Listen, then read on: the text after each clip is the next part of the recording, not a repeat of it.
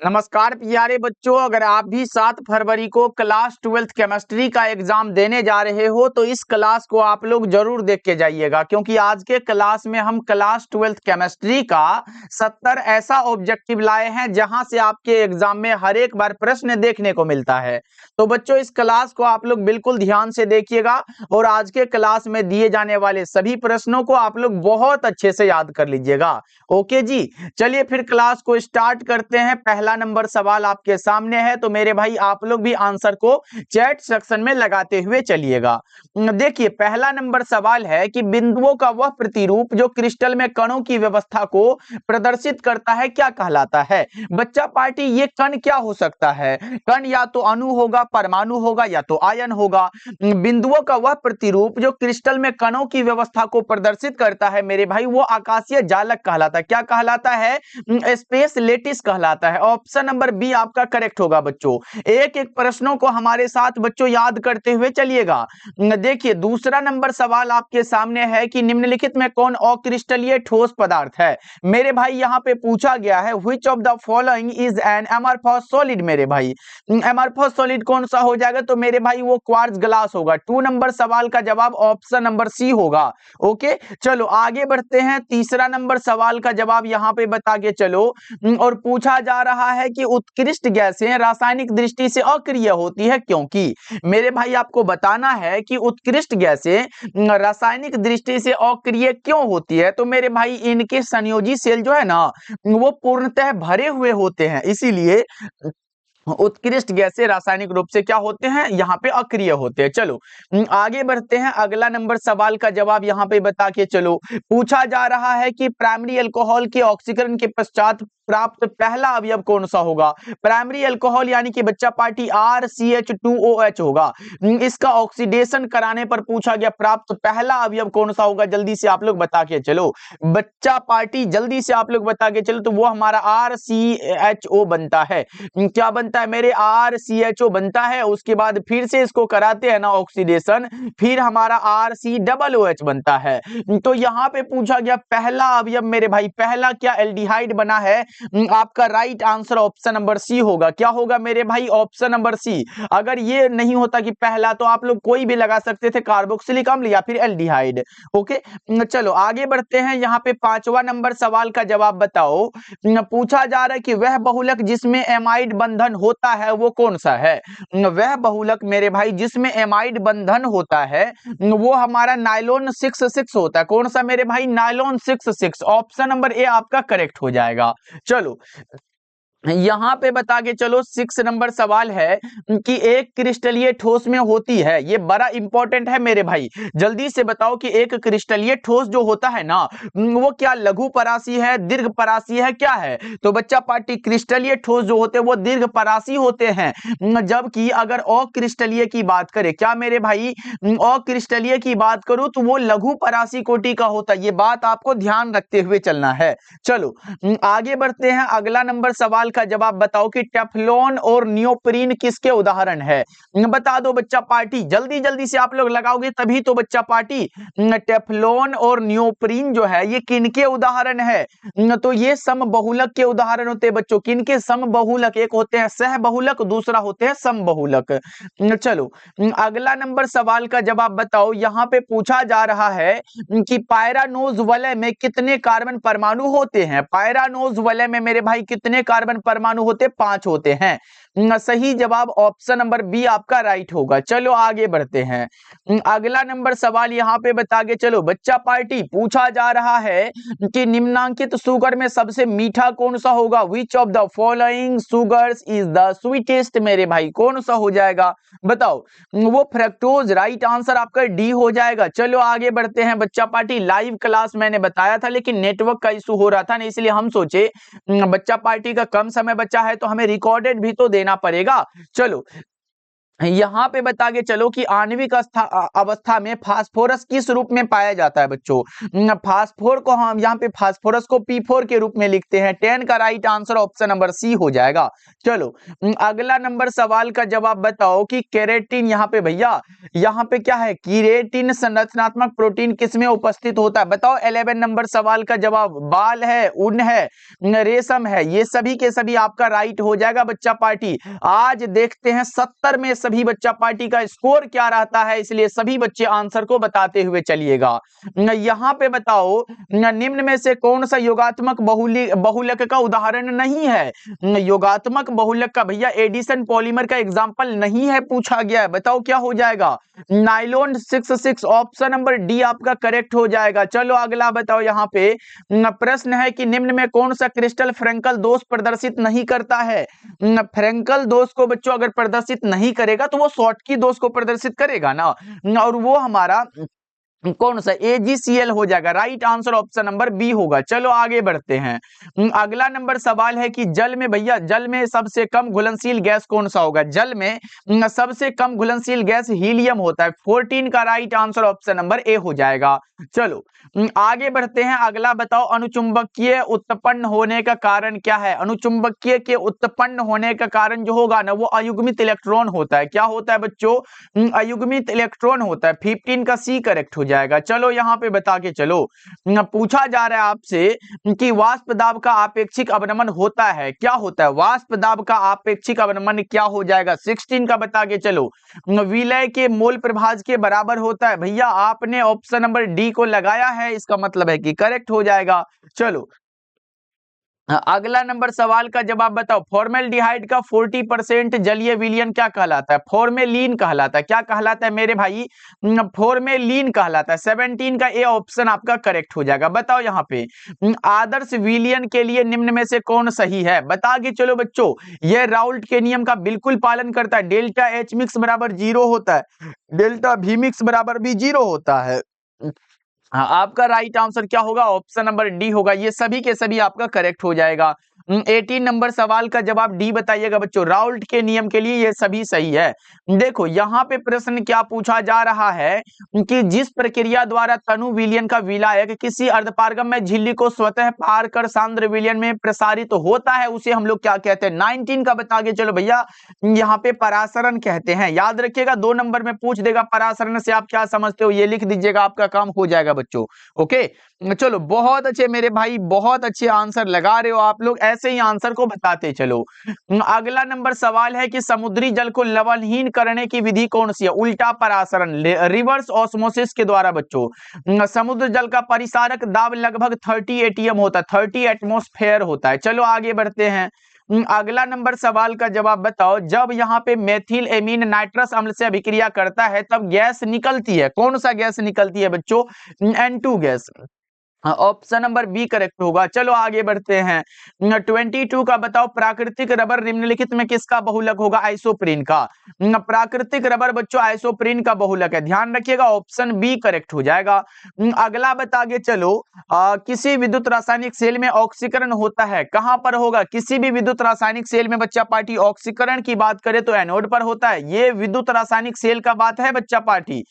और अगर अवकरण की बात करें तो कैथोड पर होता है। चलो आगे बढ़ते हैं। अगला बता के चलो, यहाँ पे SN1 अभिक्रिया कितने पदों में होती है बताओ। SN1 अभिक्रिया मेरे भाई 2 पदों में होती है। सही जवाब ऑप्शन नंबर सी करेक्ट हो जाएगा। अगला बताएंगे सभी साथी, निम्नलिखित में कौन एल्डिहाइड और कीटोन में विभेद करता है। एल्डिहाइड और कीटोन में विभेद करने वाला फैलिंग विलयन होता है। क्या होता है बच्चों, फैलिंग सॉल्यूशन है। 25 का ए ऑप्शन आपका करेक्ट हो जाएगा। बच्चा पार्टी इधर सुनो ना, थोड़ा सा इधर देखो ना, एक बार जल्दी से देखो ना। पहले आप लोग एक बार क्लास को लाइक कर दो ना, जल्दी जल्दी से। जितने साथी नहीं किए जल्दी से क्लास को लाइक कर लो। अगर आप पहली बार जुड़ रहे हो तो बच्चा पार्टी प्लीज आप लोग सब्सक्राइब कर लीजिएगा। देखते हैं बहुत सारे साथी सब्सक्राइब ही नहीं करते, तो प्लीज आप लोग सब्सक्राइब कर लीजिएगा बच्चा पार्टी, आप लोगों के सामने अनुरोध है। ओके बच्चों, चलो बताओ यहाँ पे निम्नलिखित में सबसे कम यहाँ पे भैया निम्नलिखित में कौन ब्रॉड स्पेक्ट्रम एंटीबायोटिक है, और है पूछा गया बच्चा पार्टी, तो आपने बता दिया कि भैया क्लोरमफेनिकोल हो जाएगा। सही जवाब ऑप्शन नंबर ए होगा।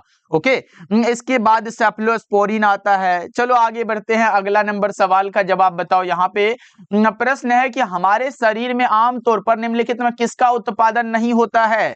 हमारे शरीर में विटामिन का उत्पादन कब से होने लगा मेरे भाई? विटामिन तो हम लोग खा पी के विटामिन लेते हैं ना, तो विटामिन हमें शरीर में अपने आप नहीं बनता, इसके लिए विटामिन के लिए हमें अच्छे अच्छे भोजन करने पड़ते हैं। देखो यहाँ पे प्रश्न देखो, हम पूछा जा रहा है कि निम्न में कौन सा क्षार जो है डीएनए में उपस्थित नहीं होता है। डीएनए में नहीं पाया जाता है तो वो यूरासिल होगा, क्योंकि यूरासिल तो आरएनए से संबंधित है। यूरासिल किससे? आरएनए से संबंधित है बच्चों। चलो आगे बढ़ते हैं, अगला नंबर सवाल का जवाब बताओ कि ग्वानिन एक प्रकार का क्या है। ग्वानिन बच्चा पार्टी एक प्रकार का क्या हो जाएगा? तो ग्वानिन एक प्रकार का नाइट्रोजिनस बेस होता है, नाइट्रोजन युक्त क्या है? क्षार है बच्चों। ऑप्शन नंबर ए राइट होगा। चलो आगे बढ़ते हैं, अगला बता के चलो, सल्फर के साथ रबर को गर्म करना क्या कहलाता है? सल्फर के साथ रबर को गर्म करना बच्चों ये वल्कनीकरण कहलाता है। क्या कहलाता है मेरे भाई? वल्कनीकरण कहलाता है। चलो अगला बताओ, यहाँ पे प्रश्न है कि फेन उत्प्लवन विधि में प्रयुक्त होता है। फेन उत्प्लवन विधि में कौन सा प्रयुक्त होगा? चीर का तेल होता है। कौन सा बच्चों? चीर का तेल होता है। चलो अगला बताओ, धनात्मक उत्प्रेरक यहाँ पे अभिक्रिया की दर को क्या करेगा? बढ़ा देगा। ऋणात्मक उत्प्रेरक घटा देता है, क्योंकि उत्प्रेरक का कार्य ही है अभिक्रिया के वेग को घटाना बढ़ाना। उत्प्रेरक की व्याख्या करने वाले सबसे पहला वैज्ञानिक वर्जिलियस साहब थे। चलो आगे बढ़ते हैं, अगला बता के चलो, रेडियोधर्मी विघटन अभिक्रिया की कोटि है। रेडियोधर्मी विघटन बच्चा पार्टी ये किस अभिक्रिया की कोटि का उदाहरण है? ये पूछा गया आपसे, बताओ कौन सा हो जाएगा? बताओ कौन सा होगा बच्चा पार्टी? प्रथम कोटि की अभिक्रिया। ऑप्शन नंबर बी बिल्कुल राइट होगा। अगर प्रकाश की अनुपस्थिति में अभिक्रिया हो तो भैया उसमें कोटि शून्य कोटि की अभिक्रिया होता है। चलो अगला बता के चलो, निम्नलिखित में कौन सबसे शक्तिशाली ऑक्सीडाइजिंग एजेंट है? फ्लोरीन हो जाएगा ना, 34 का ऑप्शन नंबर ए करेक्ट हो जाएगा। चलो आगे बढ़ते हैं, अगला बताओ, डाई एथिल ईथर एवं मेथिल प्रोपिल ईथर एक प्रकार का क्या है? तो ये भैया मितावयवी होता है। क्या होता है? मितावयवी। अगला बता के चलो, पूरे 70 ऑब्जेक्टिव को इस क्लास में कवर करेंगे बच्चों। देखो फिनोल को जस्ता के चूर्ण के साथ उबालने पर क्या बनेगा? फिनोल को जस्ता के चूर्ण के साथ उबालने पर बेंजीन बनता है। सही जवाब सी हो जाएगा। यहाँ पे बताओ, एथिल अल्कोहल और मेथिल अल्कोहल में विभेद किया जा सकता है किसके द्वारा? बताओ ना बच्चा पार्टी। ये होता आयोडोफोम परीक्षण के द्वारा। सही जवाब ऑप्शन नंबर डी करेक्ट हो जाएगा। अगला बताओ, कैल्शियम एसीटेट को गर्म करने से प्राप्त होता है। कैल्शियम एसीटेट को गर्म करने से क्या प्राप्त होगा? एसीटोन प्राप्त हो जाएगा। 38 का ऑप्शन नंबर सी करेक्ट है। चलो अगला बताओ, एथिल अल्कोहल, यहाँ पे भैया एथिल अल्कोहल की ऑक्सीकरण से क्या बनेगा? एथिल अल्कोहल के ऑक्सीकरण से बच्चा पार्टी क्या बनेगा? जल्दी से बता के चलो, एथिल अल्कोहल के ऑक्सीकरण से बच्चा पार्टी क्या बनता है? तो एसिटिक अम्ल बनता है। ऑप्शन नंबर बी करेक्ट हो जाएगा, ध्यान रखिएगा। चलो जैसे एथिल अल्कोहल को आप क्या C2H5 और OH लिखते हो ना, इसका ऑक्सीडेशन आप कराते हो तो क्या बनेगा? CH3 बनेगा। और यहाँ पे कौन सा? COOH बनेगा ना भैया, C यहाँ पे OOH हो जाएगा, तो ये बनता है। चलो आगे बढ़ते हैं, अगला बता के चलो, प्रश्न है कि सोडियम एसीटेट को सोडा लाइम के साथ गर्म करने पर क्या बनता है? सोडियम एसीटेट को सोडा लाइम के साथ गर्म करने पर मेथेन बनता है। सोडियम एसीटेट को सोडा लाइम के साथ गर्म करने पर बच्चों मेथेन बनता है। देखो फॉर्मिक अम्ल एसिटिक अम्ल की अपेक्षा क्या होता है? फॉर्मिक अम्ल एसिटिक अम्ल की अपेक्षा बच्चों स्ट्रॉन्ग होता है। सही जवाब ऑप्शन नंबर ए करेक्ट हो जाएगा। अगला बता के चलो कि प्राइमरी एमीन का क्रियाशील मूलक क्या हो जाएगा? प्राइमरी एमीन का क्रियाशील मूलक बता के चलो बच्चा पार्टी, क्या होगा? NH2 हो जाएगा। चलो अगला नंबर सवाल देखो, एथिल एमीन की अभिक्रिया नाइट्रस अम्ल से कराने पर क्या बनता है? एथिल एमीन की अभिक्रिया नाइट्रस अम्ल से कराने पर बच्चों C2H5OH बनता है। क्या बनता है? C2H5OH बच्चों। चलो अगला बता के चलो, निम्न में से कौन सा यहाँ पे कार्बोहाइड्रेट टॉलेंस अभिकर्मा के साथ रजत दर्पण देता है? रजत दर्पण देने वाले का नाम क्या हो जाएगा? बताओ जल्दी से बच्चा पार्टी। ये तो फ्रक्टोज भी देता है और ग्लूकोज भी देता है, तो ये हमारा क्या हो जाएगा? दोनों के दोनों सही है क्या बच्चा पार्टी? निम्न में कौन सा कार्बोहाइड्रेट टॉलेंस अभिकर्मा के साथ रजत दर्पण देगा? ये फ्रक्टोज और ग्लूकोज दोनों के दोनों करेक्ट होगा। बी और सी ध्यान रखिएगा आप लोग। चलो आगे बढ़ते हैं, अगला बता के चलो, यहाँ पे फ्रक्टोज में क्रियाशील मूलक क्या होगा? फ्रक्टोज में क्रियाशील मूलक बता के चलो क्या हो जाएगा? कीटोन हो जाएगा। चलो, फ्रक्टोज में कीटोन होगा। और बच्चों अगर पूछे कि ग्लूकोज में क्या होगा, ग्लूकोज में अगर पूछे, देखो यहाँ पे एक चीज याद रखना है, C6 यहाँ पे H12 और O6। देखो अगर ग्लूकोज में पूछे क्रियाशील मूलक कौन सा होगा तो इसमें CHO होता है, CHO बच्चा पार्टी, CHO। लेकिन अगर फ्रक्टोज में पूछेगा तो आप कीटोन बताइएगा। क्या बताओगे? कीटोन बता के चलिएगा। इंपॉर्टेंट है, दोनों एग्जाम में आ सकता है। चलो आगे बढ़ते हैं। अगला बताओ, निम्नलिखित में कौन सा विटामिन वसा में विलय है? देखो एक हमारा जल में विलय होता है जो कि बी कॉम्प्लेक्स सी होता है। बी और सी ये क्या होता है? जल में विलय होता है। जबकि वसा में विलय की बात करें तो ए होगा, डी होगा, ई होगा और भैया के हो जाएगा। तो ये वसा में विलय है, ये जल में विलय है। तो हमसे वसा वाला पूछा, ए डी ई के ए हो जाएगा। ऑप्शन ए करेक्ट हो जाएगा ना। बी और सी ये जल में विलय है मेरे भाई। चलो आगे बढ़ते हैं। अगला बताओ, यहाँ पे प्रश्न है कि एंटासिड की प्रकृति कैसी होती है? बताओ आप लोग क्या होगा 47 का मेरे भाई? बताओ जल्दी से छाड़िए। ऑप्शन बी करेक्ट हो जाएगा। चलो आगे बढ़ते हैं। यहाँ पे प्रश्न है, अत्यधिक दर्द में एनाल्जेसिक के रूप में निम्न में से किसका उपयोग किया जाता है? अत्यधिक दर्द में भैया वो मार्फिन का होता है। सही जवाब डी हो जाएगा। अगला बता के चलो, निम्न में कौन एंटीसेप्टिक है? एंटीसेप्टिक निम्न में से कौन सा हो जाएगा? एंटीसेप्टिक बच्चा पार्टी, आयोडीन भी है, साबुन भी है, एथेनॉल भी है। सही जवाब डी हो जाएगा। अगला बता के चलो, अयस्क में उपस्थित, यहाँ पे अयस्क में उपस्थित अशुद्धि को क्या कहते हैं? गैंग या फिर अधात्री बोलते हैं। ओके चलो आगे बढ़ते हैं। अगला नंबर सवाल का जवाब बताओ। यहाँ पे निम्न में कौन एक प्रथम संक्रमण श्रेणी का तत्व नहीं है? मैग्नीशियम नहीं हो जाएगा। सही जवाब ऑप्शन नंबर सी होगा, क्योंकि मैग्नीशियम एस ब्लॉक में आते हैं और संक्रमण तत्व डी ब्लॉक में आते हैं। चलो आगे बढ़ते हैं। अगला बता के चलो, निम्नलिखित में कौन सही नहीं है? सही नहीं है। CuFeS2 कॉपर पायराइड का सूत्र है। H2S2O7 ये ओलियम का सूत्र है। CCl2F2 ये फ्रियोन का सूत्र है। लेकिन गैलेना का भैया HGS नहीं, गैलेना का PBS होता है। क्या होता है? यहाँ पे गैलेना का PBS होता है। तो HGS मतलब HGS को क्या कहते हैं? HGS को हम सिनेबार कहते हैं। क्या कहते हैं? सिनेबार कहते हैं। तो ये क्या है? गलत कथन है और आपका जो करेक्ट होगा वो ऑप्शन नंबर डी ही होगा। गलत हमसे पूछा गया, सही नहीं है। तो नहीं वाला ये हो जाएगा, क्योंकि HGS को सिनेबार कहते हैं, ना कि गैलेना। चलो आगे बढ़ते हैं। अगला बता के चलो कि कार्बन कार्बन ट्रिपल बॉन्ड की लंबाई कितनी होती है? आपके सामने कार्बन कार्बन सिंगल बॉन्ड हो तो 1.54 एंगस्ट्रम हो जाएगा। अगर कार्बन कार्बन डबल बॉन्ड आए तो 1.34 एंगस्ट्रम। उसके बाद अगर कार्बन कार्बन ट्रिपल बॉन्ड आ जाए तो 1.20 एंगस्ट्रम। तो बताओ क्या हो जाएगा फटाफट से? ये वाला 20 वाला ऑप्शन बी करेक्ट हो जाएगा। अगला बता के चलो, यहाँ पे प्रश्न है कि XeF4 का आकार कैसा होगा? स्क्वायर प्लेनर हो जाएगा। सिंपल सा आंसर है और सिंपल सा क्वेश्चन भी तो है। क्या होगा मेरे भाई? ऑप्शन नंबर बी लगा दो आप लोग। चलो आगे बढ़ते हैं। बताओ किस ग्रुप के तत्वों को संक्रमण तत्व कहा जाता है? डी ब्लॉक वाला को बच्चा पार्टी डी ब्लॉक संक्रमण तत्व, 3 से लेके 12 वाला को संक्रमण तत्व कहते हैं। अगर एफ ब्लॉक वाला की बात करें तो एफ ब्लॉक को अंतः संक्रमण और तत्व कहते हैं। ध्यान रख लो आप लोग। चलो आगे बढ़ते हैं। अगला बता के चलो कि मैलाकाइट किसका अयस्क हो जाएगा? मैलाकाइट की अगर बात करूं तो मैलाकाइट मेरे भाई कॉपर का अयस्क होगा। मैलाकाइट का सूत्र क्या होगा? CuCO3 इंटू में CuOH का क्या होता है? होल ट्वाइस होता है। ये याद रखिएगा, मैलाकाइट का सूत्र है, एग्जाम में आ सकता है, जो कि मैंने लिख दिया है। चलो आगे बढ़ते हैं कि हेमेटाइट किसका अयस्क होगा? हेमेटाइट लोहा का अयस्क है। Fe2O3 ये हेमेटाइट का सूत्र हो जाएगा। चलो आगे बढ़ते हैं। अगला बता के चलो, गैल्वेनिक सेल में एनोड क्या होता है? गैल्वेनिक सेल में अगर एनोड की बात करें तो वो ऋणात्मक इलेक्ट्रोड है। 58 का ए ऑप्शन करेक्ट हो जाएगा। अगला बताओ, निम्न में कौन है जो विद्युत का सुचालक है? विद्युत का सुचालक बताने हैं। कॉपर हो जाएगा। राइट आंसर सी होगा। चलो अगला बताओ। यहाँ पे प्रश्न आपके सामने है, निम्न में कौन सा है जो अर्धचालक है? सिलिकॉन एक अर्धचालक है। राइट आंसर आपका ए ऑप्शन करेक्ट हो जाएगा। चलो अगला बताओ। यहाँ पे निम्न में भैया, निम्न में कौन सी सांद्रण इकाई जो ताप पर निर्भर नहीं करते? ताप पर निर्भर नहीं करती है मोललता। मोललता भैया, मोललता M बराबर N/W वाला मोललता। चलो आगे बढ़ते हैं। अगला बता के चलो, लोहे पर जंग लगने के लिए निम्नलिखित में कौन है जो आवश्यक है? लोहे पर जंग लगने के लिए भैया जल्दी से बता के चलो, 62 का क्या होगा? आर्द्र वायु।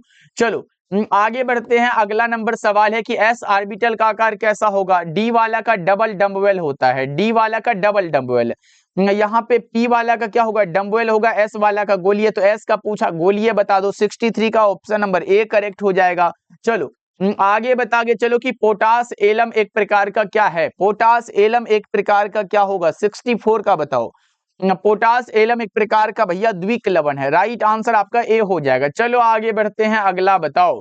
प्रश्न है यहाँ पे फ्लोरीन है, क्लोरीन है और ब्रोमीन है को किस नाम से जाना जाता है, किस नाम से, इतना आसान आएगा, हेलोजन वाला। ग्रुप 17 में भैया, ग्रुप 17 वाले को हेलोजन कहते हैं। चलो आगे बढ़ते हैं, अगला बता के चलो। प्रश्न आपके सामने है, निम्नांकित में कौन है जो एक अक्रिय गैस है, अक्रिय भैया, जो किसी से क्रिया ना करे, अक्रिय। कौन सा, नियोन हो जाएगा क्या भैया, neon, helium, neon, argon, krypton, xenon, radon, यही सब होता है ना। चलो आगे बढ़ते हैं, अगला नंबर सवाल का जवाब बताओ। एल्डिहाइड के ऑक्सीकरण के, भैया देखो मैंने बताया था, प्राइमरी अल्कोहल का जब मैंने ऑक्सीडेशन करवाया था, प्राइमरी अल्कोहल का भैया जब करवाए थे तो बना था RCHO बना था। फिर अगर इसको मैंने ऑक्सीडेशन यहाँ पे ऑक्सीकरण करवाया था, बना था RCOOH। पूछा क्या गया, एल्डिहाइड, मतलब ये इसका अगर ऑक्सीकरण हम कराते हैं तो क्या बनेगा, कार्बोक्सिलिक अम्ल बनेगा। क्या बनेगा, कार्बोक्सिलिक अम्ल। और यहाँ पे देखो दे दिया गया, आपका आंसर बन गया ना बच्चा पार्टी, इसीलिए तो बोलते हैं याद रखा करो। चलो आगे बढ़ते हैं, NiCO4 में निकेल का ऑक्सीकरण संख्या 0 होता है। एग्जाम का सबसे फेवरेट क्वेश्चन है और आपने याद नहीं किया है तो फिर आपकी गलती है। देखो फेन उत्प्लावन विधि द्वारा किस प्रकार के अयस्क का सांद्रण किया जाता है, सल्फाइड अयस्कों का सांद्रण फेन उत्प्लावन विधि के द्वारा होता है। 69 का ए हो जाएगा। ओके चलो आगे बढ़ते हैं, अगला नंबर सवाल का जवाब बताओ। लोहे का अयस्क कौन सा होगा। अब देखो भैया यहाँ तो हेमेटाइट, मैग्नेटाइट, सिडेराइट तो लिखा ही नहीं है, तो भैया याद रख लो ना, इसी का नाम हम हेमेटाइट देते हैं। क्या, इसी का नाम हेमेटाइट देते हैं। एक बात और याद रखोगे बच्चा पार्टी, ये लोहे का मुख्य अयस्क है। क्या है ये भैया लोहे का मुख्य अयस्क है, जो कि आपको बहुत अच्छे से याद रखने हैं। ये क्या है, ये मैग्नेटाइट है। क्या है, मैग्नेटाइट है। और ये क्या है, ये सिडेराइट है। तो बताओ, सभी तो लोहा का ही अयस्क है, यहाँ पे मुख्य अयस्क नहीं पूछा है। डी वाला ऑप्शन आप टिक कर दो, करेक्ट हो जाएगा। ओके चलो हाँ, अब बच्चा पार्टी बता के चलो कि ये क्लास आपको कैसा लगा, कमेंट करके बताइएगा। और बच्चा पार्टी अगर आप नए नए जुड़ रहे हो तो सब्सक्राइब कर लीजिएगा बच्चों के। मिलते हैं फिर अगले क्लास में, आप लोग अपना ध्यान रखिएगा और क्लास को बिना लाइक किए हुए नहीं जाइएगा आप लोग। ओके बच्चों, मिलते हैं फिर।